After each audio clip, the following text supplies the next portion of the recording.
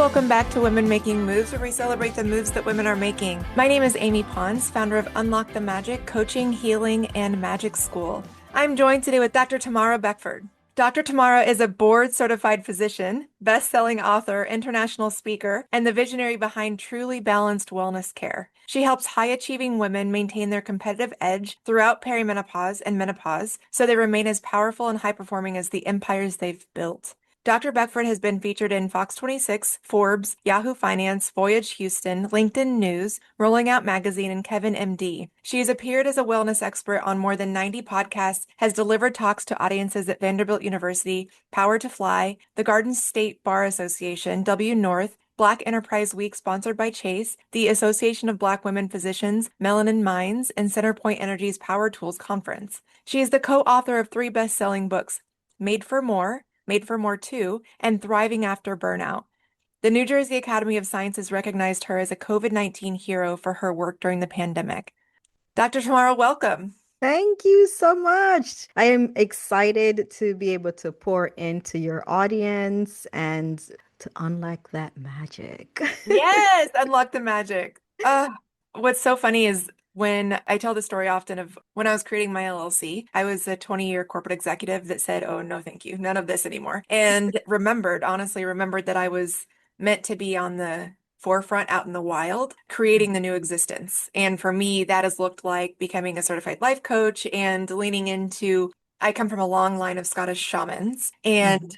remembering in my bones, in my DNA, how and why I know how to do what I do, which is pretty amazing. Anyway, when my attorney, very, very attorney-like, said, what do you want to call your business? I said, you know what I want to do? I want to unlock the magic in humanity that remembers that they are a soul having a human experience and that it's always been there. It's just navigating back to it. And she was like, so unlock the magic. I was like, yes. Yes. And so it's just kind of fun to say the name. Magic. Like we all know what it feels to be magical, or I hope you do. Anyway, Yeah, no, we all do. We at times, lose it because the way how life is, you're supposed to grow up.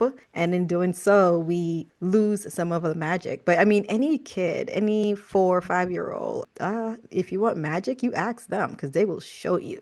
1,000,000%. Funny you say that because when I was 4 or 5 years old, Hmm. that's when my clairsentience, which is I can feel your energy, and claircognizance, I already know where you're going. I just know things. As a 4 or 5 year old, I would go up to adults and tell them this information about Yeah. themselves. And they'd be like, that's weird, stop it, you know. And so I just went mainstream for a long time because I was told to cut that out.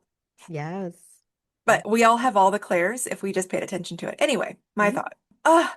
I can't wait to talk about all the things. Speaking of magic, I Mhm. feel personally, and I am a person who identifies as a woman and has a womb space and does menstruate. That is my Mhm. magic powerhouse that I just remembered when I turned 40. And Mhm. do you find that people heading into perimenopause, are they remembering this magic? Is the stigma of heading into these life phases fading? Because I feel great and I don't feel great every day. And I know that I'm like at the cusp of peri, but at Mhm. the same time, I'm jazzed about it. How magical and a gift that I get to go through this biological magical experience of Mhm. understanding my true power, which I feel emanates from my womb space or my sacral chakra, which is what I deal with. So anyway, Yeah, no, great question. I think that a lot of where we are in society, women have lost that connection with that magic. And I think part of it is because we have allowed the space to be filled with the to-do list, So that space to sit, be, feel, embrace, the space to just enjoy, a lot of that has been sapped away. And if we think about ourselves in the, like, even through our lifespan to wherever you are right now, you had, like we just talked about, you had that magical period whenever you were like a child. And then you got part of that ripped out because you need to get into reality. And I say this to all as I say this to myself, because I have like a 9.5-year-old and I find myself even thinking, and it's a male, I have two boys. I'm like, oh gosh, now I need to get him to be this way and that way because he's no longer going to be a child. But one of the things I love about him, and the same thing that happens for us women, is that he is able to still enjoy childhood. A lot of what we have done in our space is that we have done anticipatory guidance for the next step. And with this anticipatory guidance, we have lost sight of the now and just embracing the right now. So for women who are entering into that cusp of perimenopause, menopause, I know later we'll talk about the symptoms and all this and being aware of all of that, but just the life that they're living, most women are not living the life where they can sit, pause, be present, and enjoy the space of where they are, right? So whether it's the space of I'm in my 30s and I've accomplished what I went out to accomplish and I'm just so happy, or I'm in my 30s and I'm like, ooh, I'm about to rev this up and watch out, world. There's a lot within us that we unfortunately need to slow down and to just embrace. And if anyone is listening and you're on the go, go, go, and you're listening to this podcast, even if it's just for these few minutes, sit and just think about what is something that you can enjoy in your life right now because you've just been on that go.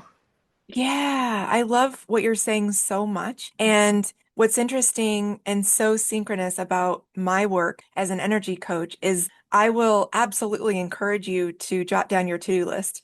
But Mhm. also, I'm then going to ask you, okay, now create your to feel list. Ah, yes.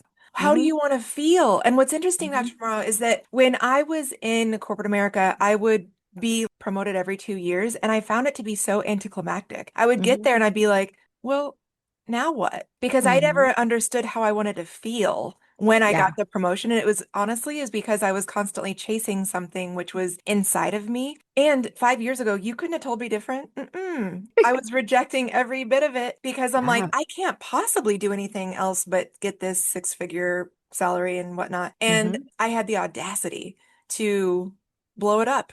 And honestly, I don't want anyone to feel like they have to blow their lives up when they get to this realization. That's where I like to think women like you and I come in, which we like help them with the bridge, because that causes a trauma all on its Yes. own when you blow up everything, speaking from personal experience. And so it just can cause something brand new for yourself. And it just takes that much longer to get through what you're trying to find again. And Mm-hmm. that's what's so unnerving. You're absolutely spot on. Sometimes, well, I'll say two things and then hand it back to you. I found that some of the most revolutionary work I do with women is getting into a room and sitting still. All the senses are engaged. So you have maybe a sound bath going and you have this amazing incense or candles going that really ignite. And then you other things that can help open up your third eye and your crown chakras and just have your energy flowing. And suddenly, women are crying, women are sleeping because there's just been space.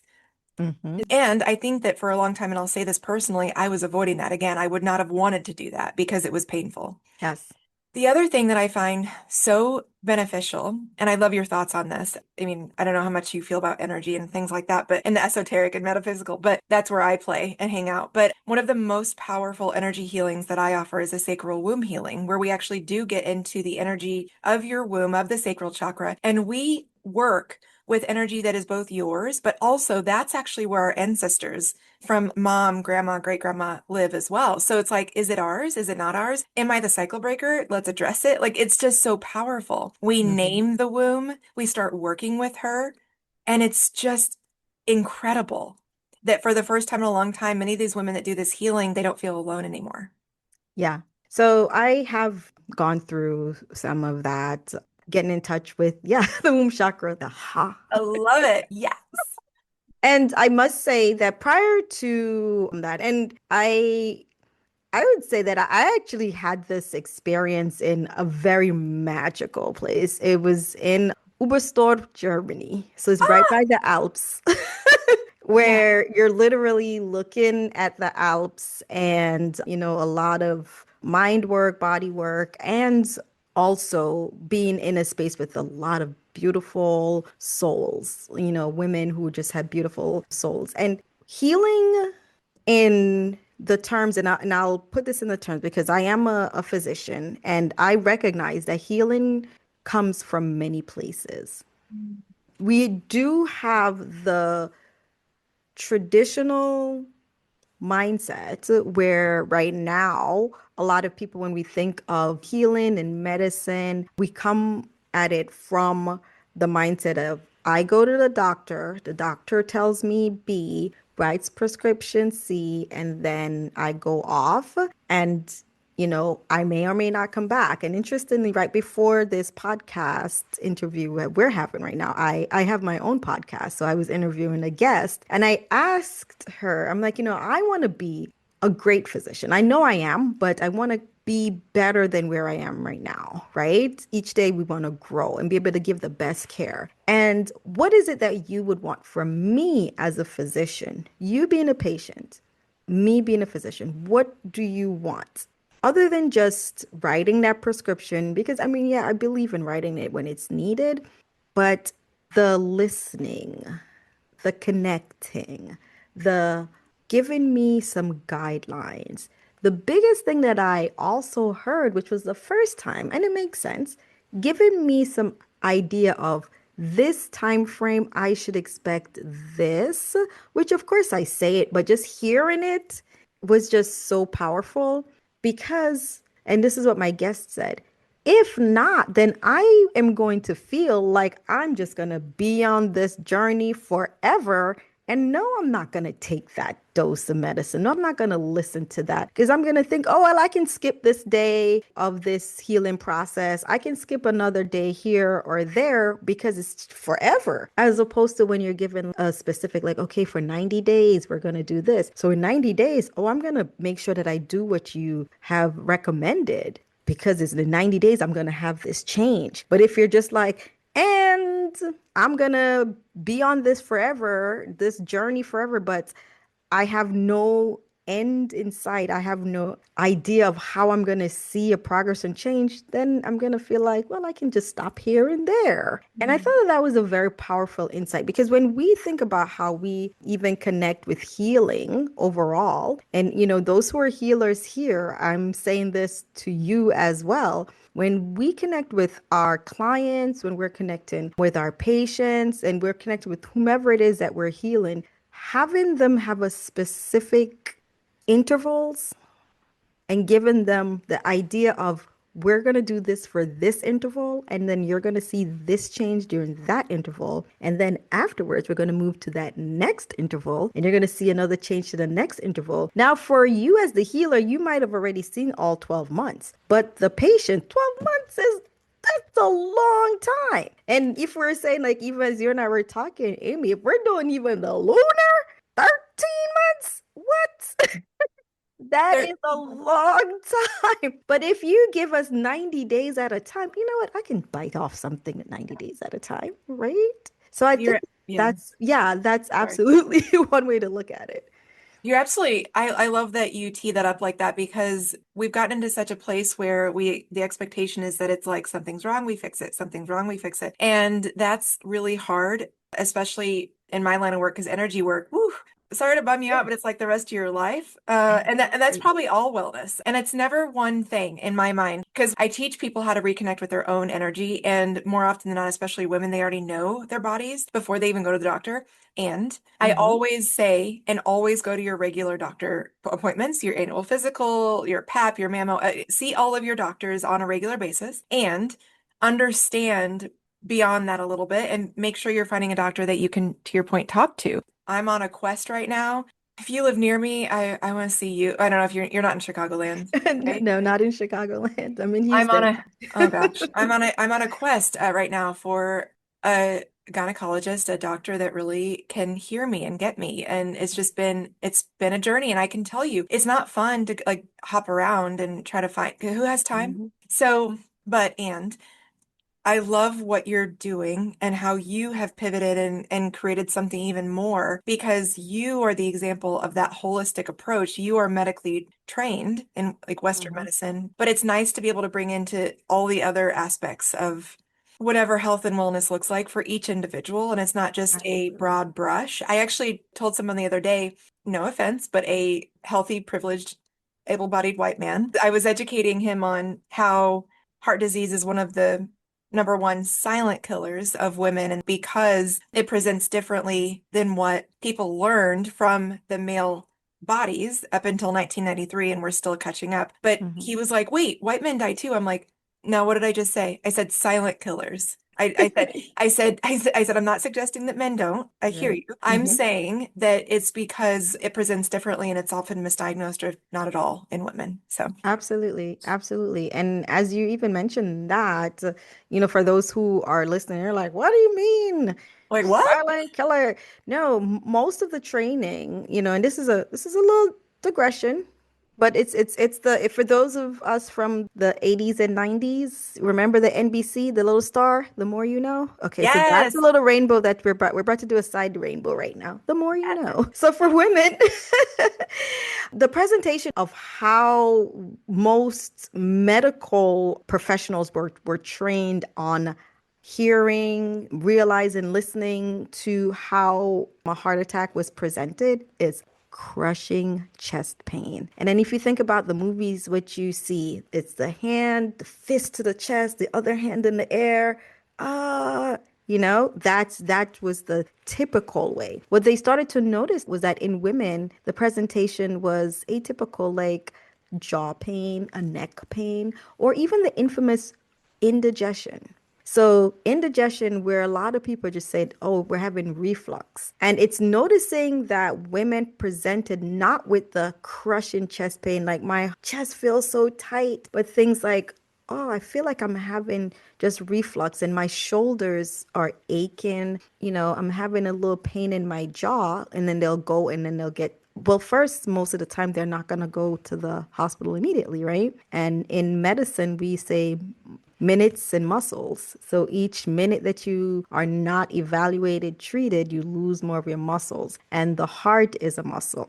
The longer the woman took to go to the hospital, because these were quote unquote minor symptoms, the more heart muscle she lost. And therefore, when she did go, she would be either further in the cardiovascular or the heart attack process, and or at the point where so much of the muscle has been lost that she's more likely to die. And now we're being more aware. So we'll have when people come in to the emergency room. And for those who are listening, I'm an ER trained doctor. So I've been doing this for like over 15 years. So when they come into the emergency room, now you'll notice if you say, I'm having abdominal pain, that's that upper abdominal pain, boom, you're getting an EKG. Chest pain, boom, you're getting an EKG. Shortness of breath, boom, you're getting an EKG. That's so that we can capture the wider net. But that all comes from the fact that we were missing all these other signs and symptoms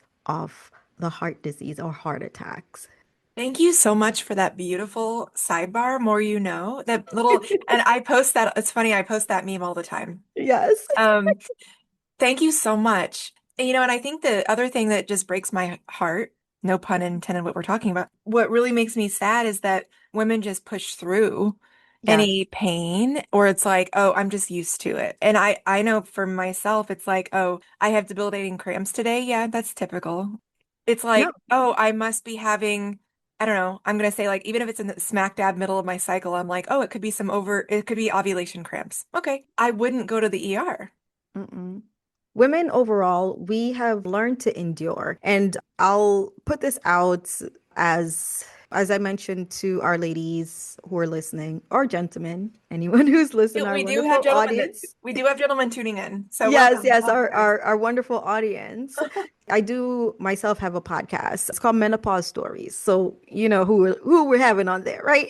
Right Yes. now, anyway. So one of the core aspect of the menopause story is that women are pushing through. You know, I've had the privilege of interviewing women about literally their journey through menopause, right? And it's so funny. I'm going to interview my mom. And I said to her, I'm like, just prepping her because there are some of us who are on the mic doing interviews and then your parents and they're like, oh, We're like, you just said vagina? yeah, What? it's like, Yeah, exactly. we said vagina. We got to get out here. Exactly. And they're like, well, what do you want me to talk about? Talk about your journey. And so it was so interesting because I said, well, I'm just going to ask you about your journey. And, you know, for those who are very close to their mom, you might remember growing up with them and through their journey. So she says, well, I didn't really go through any. I was fine. I didn't have any issues. And I said to her, well, you were pushing through. I said, remember, you did a career change. You went from the banking industry into the medical field. She's like, yeah,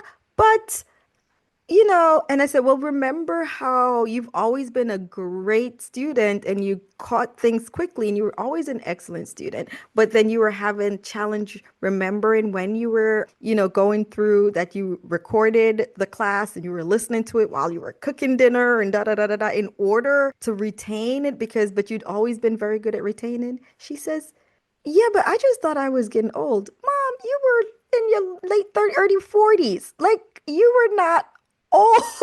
And so she looks back at it now as someone in her mid 60s and she's like, oh, wow, I just pushed through because I just thought I was getting older. But when you look at it from the perspective of where you are now, were you getting older or were you just pushing through because you had to? And that's what we do as women because we have to. And a lot of us have been taught how to do that. When you're talking about menstrual cramps, man, I can't recall. Actually, I do recall those months that I was pregnant with my kids. I was like, woohoo, no cramps this month. 2 months after I started puberty, from then on. Same. And I love that you bring this up. I love everything you're bringing up, but I keep saying I love, I love, I love. I do. I got my first period when I was 16, and every woman I talk to, especially if you were in boomer X millennial generations, we were taught like at a young age, it was a curse. It was something bad. It was dirty. It was gross. It was embarrassing, all these things. And that's what I find in these healings as well as to address how both we judged Mm-hmm. that space, but also how everybody else judged that space. And interestingly, you bring up your mom. I asked my mom the same thing, and she's ill now, and she's unable to recall even Mm-hmm. when she started Perry or otherwise. And so I feel like I'm flying solo. I do, Oh, so I yes. don't know what to expect or what to now, and everybody is different, of course, but I was hoping to glean something from her, but she doesn't remember. My point is, even now, like today I have cramps. My womb, her name is Rose. And in my luteal phase, I call her Rosie because she's spicy. But today I'm like, hey Rose, I'm here. I'm here for you. I've got you. I'm not mad at you. Like I treat her like a friend and I've got your back because I don't want her to feel her being ultimately my energy to feel any Mm-hmm. shame or continued badness. It's just not her fault. You're Yes. natural. At the same time, it does hurt, but Mm-hmm. it's natural and it's beautiful, and I'm appreciative of the process, and that's where I've gotten to Yeah, in it's a my latter years. cleansing. Yeah, I mean, it's a when we think about it from the standpoint as women, and I think that's why it's so important that we're having this conversation in that we have the first part, which is the onset, and then each month, in addition to being able to prepare the womb, you know, it's a cleansing. And we at times forget that it's a cleansing process. And it's like, okay, I'm going to prepare you. Oh, not this month. Okay, no problem. Preparing you. Oh, not this month. Oh, no problem. Until it is like, oh, this month. Okay, well, don't worry because I've already prepared everything. And it's kind of like if you can think about it, like, okay, I've put this over here and that over there, and then we're going to nestle as best as possible and hope that all goes well and this is a smooth process. And then afterwards, what do? We cleanse Yeah. and then prepare. Our body, we honor. And I think that that's one of the things that we've even started this conversation is about taking time to stop with the go, go, go and honor the process, which is our body. in that our body carries so much and holds on to so much. And even, I say this to others as I say this even to myself. We hold on to the pain, we hold on to the trauma, we hold on to a lot. And as women specifically, we hold on so that we can keep things harmonized within our lives, career, and because we naturally want the best for others. Because just as our womb is like doing all this, I'm preparing, that's how we are naturally, right? When we get to this process during this second phase, which is this second journey, which really is the last one third of our lives, that's the menopause phase. Our body, she's been there each month. She's like, okay, I'm preparing. And then she's gotten to this phase where she says, well, I no longer have to prepare for that, which is preparing your body to birth or to hold or to have and procreate. But that doesn't mean that this next part of the journey, often especially in our society, women, once they've reached that stage that they're no longer prepared, their bodies no longer prepare for procreation, we kind of like abandon them. Like, okay, thank you so much. You're no longer considered sexy. We're going to go look for the next set who are 20 years younger, whose body is prepared for procreation. But now that you're older, you're in your 50s, we look at you as, thank you so much for coming. Can you sit down to the back? When we think about the woman who is in her 50s, late 40s, has entered menopause and is considered postmenopausal, that woman has all the wisdom in her from all of those years. One of the only things that have changed is that her body no longer has to prepare for procreation. And therefore, that's why she's losing all those hormones, because those hormones was to help her body to prepare for procreation. We're living, longer than we did. So we're in our 80s. I mean, we're not trying to deliver babies in our 80s, right? But we still have the wisdom to pass on to the next generation, to pass on to those ladies whose body still procreates, but we don't have to worry about the procreation. That's the benefit of being postmenopausal. That's the benefit of the joy of having all of that knowledge and not having to worry about that portion any longer. As one of my colleagues mentioned to me too, she said, and I think as women, we often forget that our childbearing years or even delivering a baby is one of the most dangerous time in a woman's life. There's so many women that lose their lives during that day or the days preceding or even a few days or so after. It's the most dangerous time. Now you have made it past that dangerous phase and you still have all of the wisdom. It's a beautiful part of life. So no, we won't be put out to pasture. Nah, we that's not it anymore. That's not at all. Like that narrative is going by the wayside. The old paradigm is continuing to crumble while we create this new paradigm, which is this ooh, balance. Like you said, harmonizing, of course. Mhm. Patriarchy is rising right now to create the balance and the existence we've never seen in this lifetime. And it's by no surprise or coincidence that we're all here at this space and time, either doing the work or being the catalyst for other people to do the work, depending on what your journey is. But everyone has that specific blueprint right now in this moment. And I love how you brought us through from the onset to menopause, what our bodies are preparing for. And what's interesting is I'm a woman who chose not to have human children. And Mhm. so I think in my 30s, I was like, well, then why do I have a period? What's the point of this? Like, what do because I don't want to have kids. Like, what's the point? And then through my own internal work, I realized what a beautiful gift it is because I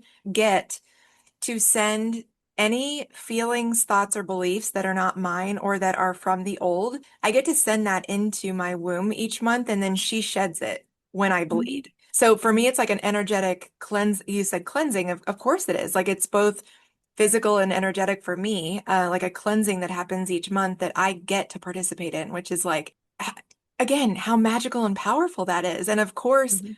Of course, the old paradigm needed to shut that down because that's very powerful. And Mhm. we needed to be trained in a certain way, but we're all remembering that that is where our power magic is. And it's just allowing yourself to choose a different feeling or thought or belief than what you were taught about your own body. hmm Absolutely. Absolutely. Mm. And we get to choose that journey, and each of us get to choose that journey and choose how we write this story called our lives, how we process what we go through. We all are going to go through trauma. We'll all go through periods in our lives where we're elated, we're on top of the world, we see things clearly. How do you want that story written? You get to decide. You get to decide if that portion where you were in a sad phase, if that's going to be a chapter, two chapters, half of the book, or mentioned as one line. Like you get to write that. You get to. You Yeah. said this earlier, and it's like nails on a chalkboard to me when women feel they have to do something. I hmm actually challenged someone recently. They were sharing with me that they were so overwhelmed and burnt out, and they're like, well, it's all stuff I had to do. And I said, hang on, hang on, hang on. hmm Is it true that you had to? And they got pretty worked up. They were like, yes, it was all my responsibility. I had to do this, this, this, this. And they weren't able to hear my real, real question. I wasn't trying to be combative, but I was trying to bring out the realization that who said, why? hmm Is it serving your very top priority in life or why? And hmm I feel, Dr. Tamara, I feel like a lot of women still aren't willing or able to access that space to be like, you know what? I don't have to. Yeah, And that's hard. That's a it hard leap. is. That's a hard leap. So when someone isn't willing to question that, I back up and I'm like, okay, all right, they're not quite ready yet, but I plant the seed and they're like, Absolutely. and it's an uncomfortable question. Like, is it true that you have to? We say that word because we've been trained mentally to say it. But I have to get this done. I have to, I have to, But it's good to plant the seed because that person steps away, and albeit how they might have reacted in that moment, eventually the fact that you questioned their why, that's will allow them to sit and question during that quiet time. Be like, wait, even my dear mother-in-law for the holidays last year, she's always the one running around the last minute doing all the things. And I said, do you have to? Could you pick one favorite side and have that for the holidays? And oh, by the way, could one of us bring it instead? And at the moment, she was like, absolutely not. It's my job. I got blah, blah, blah, this and that. I was like, okay, okay, okay. Well, Mhm. lo and behold, when the holidays actually came around, she did say, hey, can you bring this? Can you bring this? Can you bring this? And did delegate. And she was only had like the main dish. I'm like, perfect. So Absolutely. sometimes she won't admit that she, but that's the kind of invitation. And this is where I struggle a little bit with quote unquote giving women permission because that doesn't, that's a vibe that I don't, something doesn't land right with that. But it's hmm like inviting them to navigate differently on their own time. And Yeah. I find that more often than not, they do give themselves at some point the moment. And then it's like, oh, and it's just the doorway. It could just be Yeah. a crack in the doorway. So y'all just consider if you have to and who said. So, Dr. Tomorrow, what moves are you excited to be making right now? What's coming up for you? Really excited. One is the ability to take care of women in a few different states. So, for those of you who are listening, wondering, okay, she mentioned emergency medicine. So, I am emergency medicine trained, but I also, outside of the ER, I have my own practice, which is a telemedicine practice, and it's called Truly Balanced Wellness Care, where I help women through menopausal care with hormone balancing and also weight care if they so choose. So, being able to provide women with that care in Texas, also in Michigan, Georgia, by the time this comes out, Michigan and Georgia, and also in Iowa. So, within those four states, being able to provide this care via telemedicine. It's concierge based, it is a cash based practice. And some women might be wondering, well, why? Well, unfortunately, there's a hub and there's a safety net that's needed for people who unfortunately are unable to take advantage of the insurance practice. So with me, they'll get to see me as their physician and they'll get one-to-one care. It's personalized and it's something that I'm very excited about doing, as you guys can see based on how we've been having this wonderful conversation. I'm very in tuned to listening and having that personalized one-to-one care. I'm not a one size fits all doc. There is no one size, right? Absolutely. Not one size. The patients, you guys are all individuals, and there'll be so many factors into your care, and being able to provide the optimal care for you is an honor for me. Mm. And a lot of our conversation has been this beautiful realization of what you and I have come to realize maybe after our first chapter or first part of our careers, and that Hmm. we lovingly get to do this work now. I want to go to a post that you made recently that really resonated with me because my mantra in life back when I was in corporate was if I'm not slammed, I'm bored. And I got to ask myself, is that true? Like Hmm. after a few years. So anyway, you write, my life is boring. I take naps in the day. I watch murder mysteries. I crochet on Saturday nights. Don't you get bored? They ask. Meanwhile, my days are anything but boring. I talk to my kids. I listen to new books. I watch reruns of Saturday Night Live. I daydream about a seven-figured medical practice. Everyone's out here chasing the Instagram life, luxury cars, designer bags, pictures in suites, vacations in exotic locations. Work hard, play hard, crap. But I'm building an intentional life. My family gets priority.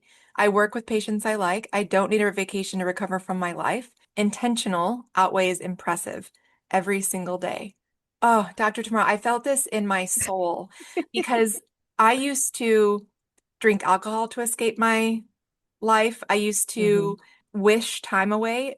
And the way that I say that is I was like, if I can just make it to the next whatever, Oh, the yeah. next day off or the next holiday, the next trip. I just used to live like that. I was just wishing time away. And I know exactly how you feel in this post, but tell me more about what inspired you for this and Hmm. how you navigate this, especially on the days where you want to do quote unquote more or, do more. Yeah, absolutely. So that wishing time away, I've never heard it expressed that way, but I love it. And so I will be incorporating that into my. So I used to Yay! do that. Yeah, the wishing time in that I looked at my schedule and I would look and say, okay, well, on March 2nd through the 4th, I have a few days off then. Mind you, this is February the 17th. And so I kept saying, well, whatever it is, I'm just going to endure it because on March 2nd, mind you, it is February 17th. So in 2 weeks, I'll be able to, while there are still hours within the current day that I had the honor and privilege of taking advantage of, no matter how busy it is, if I were doing this, doing that, but I didn't look at it as the privilege and honor of today. I looked and said, well, in 2 weeks, at least I'll be able to rest then. So after a while, you realize that your days are longer and the time that you have to do what you want to do is shorter. So I started to make some big changes. And I'll tell you all this for those who are listening that who are going to make big changes in their lives. It's not easy to make a big change. And sometimes the ease is not from the financial standpoint. A lot of it is just the fact that you're going against the norm. And if you think about us as socialized beings, we are socialized to follow the pack because that's how we prevent ourselves from getting attacked by the saber-toothed tiger. That's not in the cave with us. So we are socialized to follow the pack. So now you're going against the pack. And so that nauseating feeling, that feeling of doom and gloom, it stops a lot of us from doing what we truly want to do in life. So my decision and my action to act upon it, it took a year for it to happen. And within that, I was working on my practice, but then also working as an emergency medicine physician full time and as a nocturnist, which means that I worked in the ER nights only. I did that for the last 7 years of my emergency medicine career. So, you know what happens at night. A lot of crazy things happen, and the resources are less. So you can imagine. But when I made that decision, it took a year because of all the fear, the doubt. But once I looked and said, okay, I'm going to slow down, and I started to slow down, it wasn't a night and day that I immediately felt the sigh of relief. I still questioned. You start questioning your self-worth because number one, you always tied your self-worth to this career or this title that you had. I started to wonder, where do I fit in? Mind you, you had more time. Now you have more time, but you're trying to figure out, where do I fit in this path that I'm forging? But as the time rolled on, that's where I started to do all these things that I wrote about, where my kids have sports day. I can go to the sports day. Oh, wow. I can now go and I'm not like half tired because of the fact that I worked last night and I'm there in the sports and I have to work again tonight. I'm present for them, cheering them on as they run around in circles in the schoolyard. Go team. Yay. I'm there for the plays. I like murder mysteries, especially the British one, Agatha Christie. Like, I love Agatha Christie. So, Hercule Poirot and Miss Marple. Like, yes, I'm that person. That person came back. She, Welcome back. yes, full swing. And then that person also looked and said, what is it that I can do with this practice that I'm building?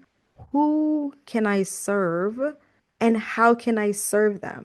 And what is it that I'm noticing that's, I don't want to say missing directly from healthcare, because there are a lot of doctors and people within healthcare that are doing this, but what is it that I am seeing that I would love to provide and I'm hearing from my patients that they want, or from people who are like my patients? And what I realized, that it was time, compassion, a listening ear, someone who did not shut down their thoughts and their ideas immediately because it didn't fit within the realm.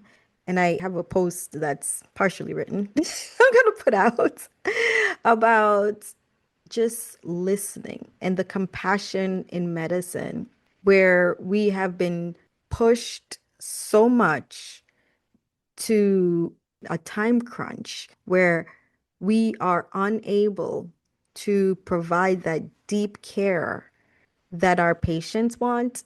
And it's causing a deep dissatisfaction in both the patients and the doctors or the providers.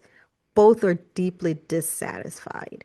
And it's from the lack of time. So now that I have the time, I have created the time, I'm taking advantage of this space that I used to fill up with other things, and I'm filling it up with things that move me, that keeps me alive. I see the difference in how I feel. I see the difference in the outcome of my patients. It's to the point that I have to tell them, I'm like, you remember you have a concierge doctor. So you can send me messages when you're unsure. I'm like, this is what you're paying for, because you're so used to feeling like I am bothering you. But in my practice, I've set it up in a way that it's not that you're going to be bothering me. I want to know what's going on because I want you to be informed and I want you to feel empowered. So that's what excites me. That's Ah, where I'm going. I think the most beautiful thing about women like you and me that have separated from the pack and started our own Mhm, work is that we actually, I don't know if you'll agree with this, but like I feel like we offer the highest value service, which is time and space mhm. in our experted areas. And Yeah. that's rare in these days. And Mhm, it's interesting, hearing you chat, I was like, well, that's what all these amazing doctors are going to do, like yourself. They're just going to split off from the big corporations and start their own gig, which is what I did, just in a different arena. mhm. And I think that's again like what the new paradigm of women are we're out here creating. So I think it's amazing. As we start to wind down, oh my gosh, what would you say to any listener that does feel dissatisfied, like you just stated, whether Mhm. it be around their primary care or they're heading into menopause and they need more support, what would you share with them on how to find someone if it's not you? Like for instance, me in Illinois, what would you say to us that want to find that? that might not know a Dr. Tamara in our state. Yeah, absolutely. One of the beautiful parts about being in this day and time is the fun ability to crowd resource. Because there are doctors like me that are out there. I mean, there are lists when, they have the Menopause Society doctors, they have a list on there. But then there are some doctors who are not on the list who are doing amazing things. Like I'm not on that list right now. But when you put in on social media, you're asking the right questions. On social media, and when I say social media, most of the time it's usually Facebook. In some of the groups, like I'll respond. I'm not always giving advice, but I'm responding. So if you're, saying, I think recently someone was saying, like, oh, I'm just so frustrated with this. Oh, I'm giving up. I'm just going to take this part and I'm not going to take the other part. And doctors who are like me, women who are like me, were like, no, no, no, that's dangerous. You can't just take one and not take the other. And then I dive into the curiosity. Tell me, what is it that you're feeling? What part is causing the frustration? Like, label all the things so that we know. And once this person was able to label what was really the frustration, I looked and I'm like, oh, you know what? There are other solutions to this. There's not a one size fits all. So I'm like, have you spoken to this person? Have you spoken to whomever is, providing the care? And when I look and she's like, I'm paying this service to this, one of those larger services, but having a concierge doc would have been Mm. able to help. Where can we support you and find your work, speaking of? Yes. So you can support me. I'm on LinkedIn as Dr. Tamara Beckford. I'm also on Facebook and on Instagram. Once you type in Dr. Tamara Beckford, you will be able to find me there. And I've ventured over to TikTok. Think on Oh, TikTok, I'm a TikTok. truly balanced WC. But when you type in truly balanced WC on TikTok, but on Facebook, I'm there in answering some of the questions and serving in the groups, especially groups with menopause, the We Do Not Care clubs, the different variations of the We Do Not Care clubs, and perimenopause, women going through perimenopause. And, all my accounts are open, they're not private. So if anyone is on here and you want to connect with me, you can absolutely do so on any of these accounts. I welcome it. Dr. Tamara, closing remarks as we wrap up. I want our women to know, and I know that our audience is filled with women and men, but I am speaking directly to our women because I can connect directly to us, soul to soul, spirit to spirit. Our bodies are very beautiful. I know that in life, there are times when we might not feel the beauty that's inside, but each process is just a reemergence for the beauty that's for the next. And that's no different when you are going through this process of perimenopause and menopause. As we say, our body sheds and it prepares and it renews for the next phase over and over. We have it on the micro level and then also on the macro level. So when we get through this phase where our body is no longer preparing for childbirth, she's just really emerging into that next phase where she's fierce, she's ferocious, she is forging that next path. And she's doing that with grace, with beauty, and with this elegance. So all of us possess this, and let's never forget that. Thank you, Dr. Tamara. My pleasure.